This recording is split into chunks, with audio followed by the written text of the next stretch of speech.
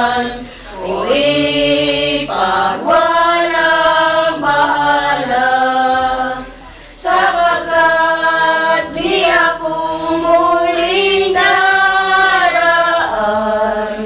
sa ganitong mga landas, nawa'y huwag ko itong ipagpaliban o ipagwalang bahala.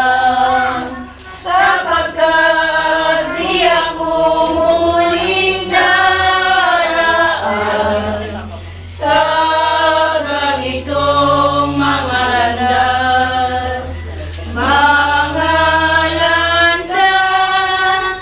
Sa ngalan ng Ama, ng Anak, ng Diyos, Espiritu Santo. Amen. Ang biyaya ng ating Panginoon Kristo, ang pag-ibig ng Diyos Ama, ang liwanag ng Espiritu Santo, nawa ay laging sumainyo. At sa inyo rin. Mga kapatid, dumating na po tayo sa uling sandali na kung saan matapos ang banal na pagtitipon, sina Domingo at Wilmar ay ating hatid sa uling hantungan upang tayo bigyan ng kalakasan at katatagan ng Diyos ng kalooban. Lumapit tayo sa Kanya at humirin tayo ng kapatawaran sa ating nagawang pagkakasala.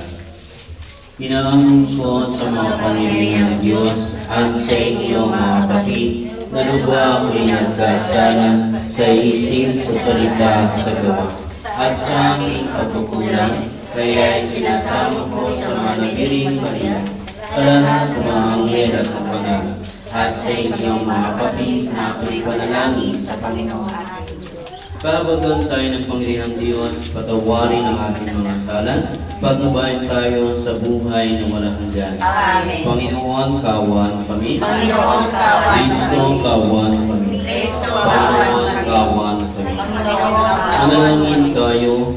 Panginoong Diyos, sa mga pangyarihan, itinuro mo sa amin ang pananampalataya na yung anak ay namatay muling nabuhay ng dahil sa amin. Maging ipagkaloob kina Wilmar at Domingo ay bagay na ng misteryo nito. Yayamang na imlay siya may pag-asa kay Kristo, ay makasama sila ng Panginoon sa muling pagkabuhay, ngayon magpasawalang hanggan. Amen. Siupo po ang lahat. Unang pag